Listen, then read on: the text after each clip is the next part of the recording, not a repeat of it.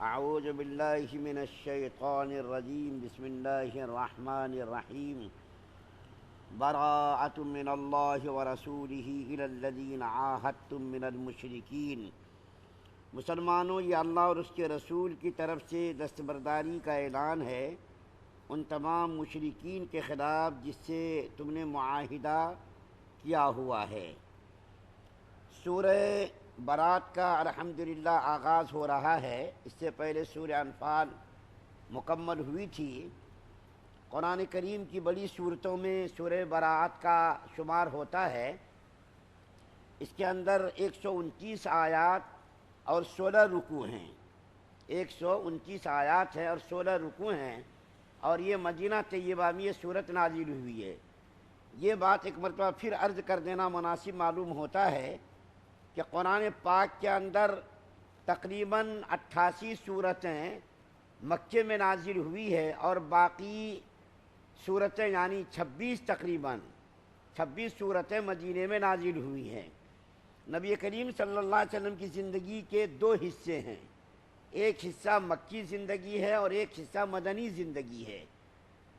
ان دونوں زندگی کے حصوں میں قرآن پاک کا 23 سال کی مدت میں پورا قرآن نازل ہوا ہے۔ مکی زندگی میں جو صورتیں اور جو قرآن پاک کی آیات نازل ہوئی ہیں ان کو مکی کہا جاتا ہے، اور مدنی زندگی میں جو قرآن پاک کی صورتیں اور آیات نازل ہوئی ہیں ان کو مدنی کہا جاتا ہے۔ نبوت ملنے کے بعد نبی کریم صلی اللہ علیہ وسلم مکے میں 13 سال رہے۔ 13 سالوں میں جو صورتیں نازل ہوئی ان کو مکی کہا جاتا ہے، اور 10 سال نبی کریم صلی اللہ علیہ وسلم مدینے میں تشریف فرما رہے تو 10 سال میں جو صورتیں نازل ہوئی اس کو مدنی صورتیں کہا جاتا ہے۔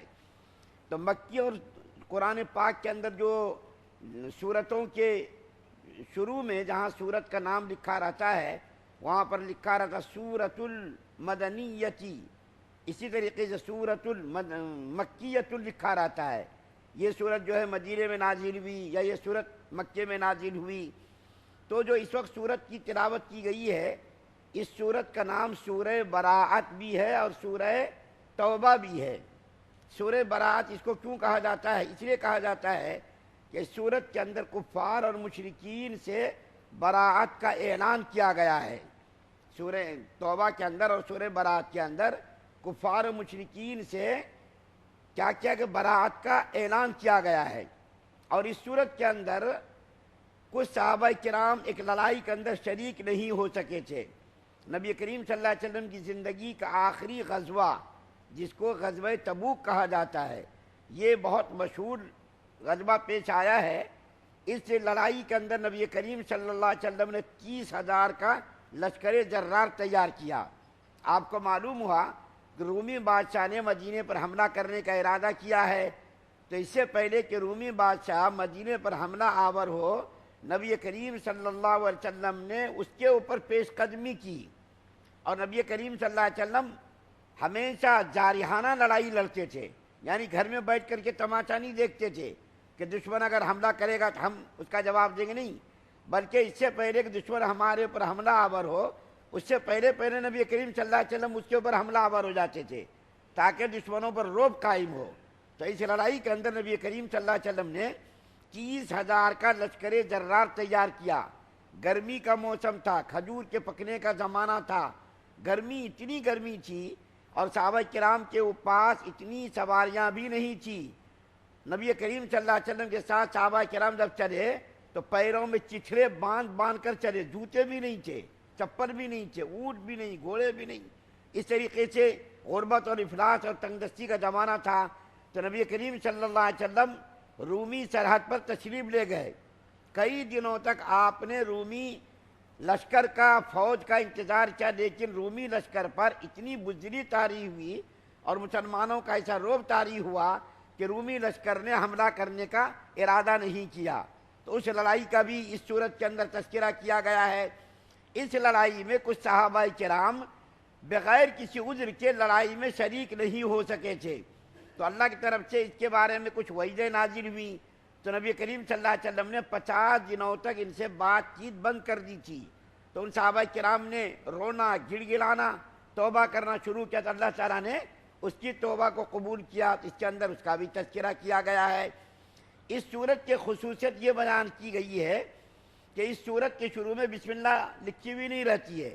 عام طور پر ہوتا یہ ہے 114 سورتوں میں سے 113 سورتوں کے ہر سورت کے آغاز میں بسم اللہ الرحمن الرحیم لکھی بھی ہوتی ہے، لیکن اس سورت کے شروع میں بسم اللہ الرحمن الرحیم لکھی بھی نہیں رہتی ہے، بلکہ جگہ کو چھوڑ دیا جاتا ہے۔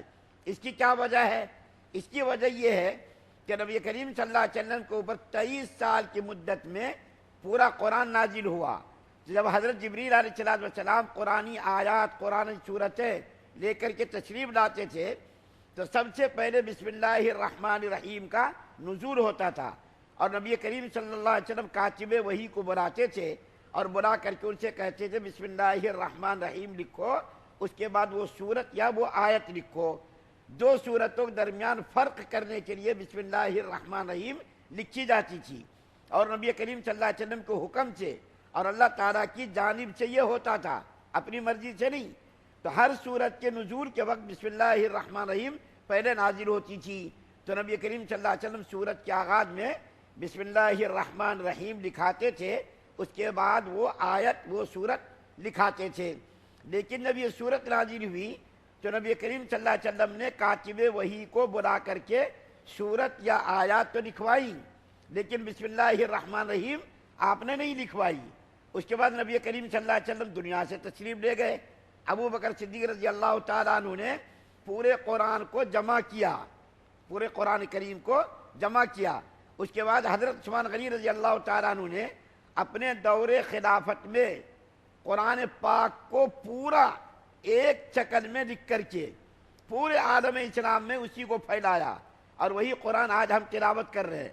اس قرآن کو حضرت عثمان غنی رضی اللہ تعالیٰ عنہ نے ترتیب دیا تھا، اور اسی لیے اس کو جامع القرآن کہا جاتا ہے۔ حضرت عثمان غنی کو جامع القرآن کہا جاتا ہے۔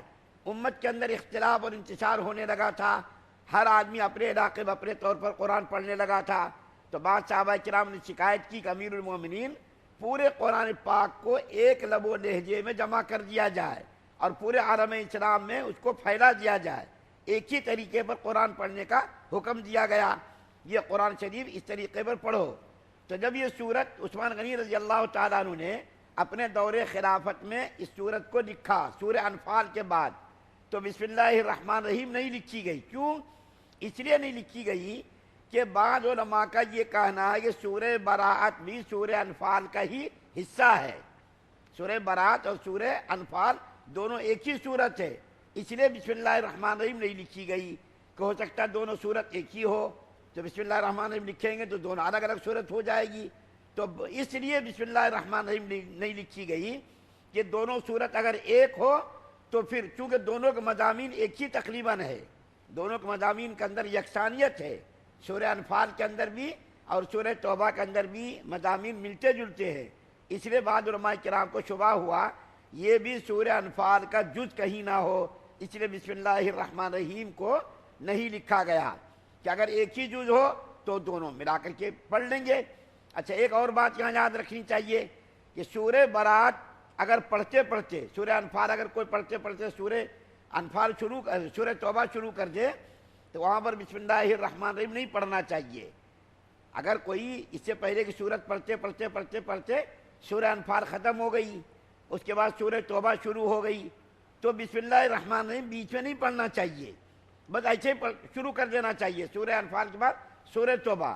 لیکن اگر کوئی آدمی اسی سورت سے قرآن کو شروع کر رہا ہے، جیسا کبھی میں نے شروع کیا، اسی سے میں نے ابھی شروع کیا، سورہ انفال کل ختم ہوئی تھی، اگر میں اس کے بعد اس سورت کو شروع کرتا بسم اللہ الرحمن الرحیم نہیں پڑھنا چاہیے تھا۔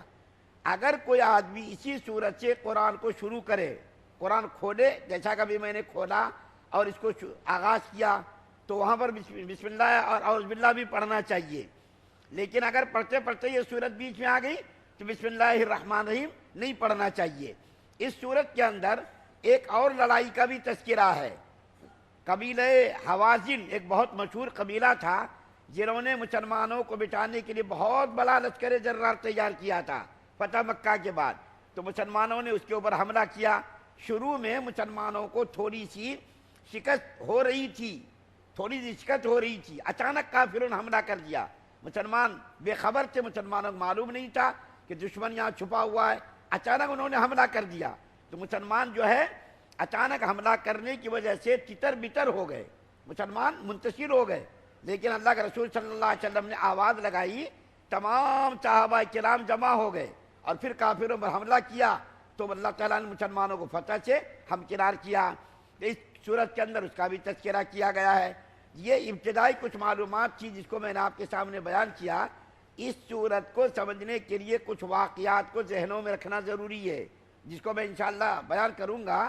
اس صورت کو سمجھنے کے لیے کچھ واقعات کا تذکرہ کرنا ضروری ہے، جس کو میں انشاءاللہ بیان کروں گا۔ یہ صورت سمجھنے کے لیے ان واقعات کو ذہنوں میں رکھنا ضروری ہے، انشاءاللہ اس کو بیان کیا جائے گا۔ اللہ سے دعا ہے اللہ ہم سب کو سننے زیادہ عمل کی توفیق عطا فرمائے۔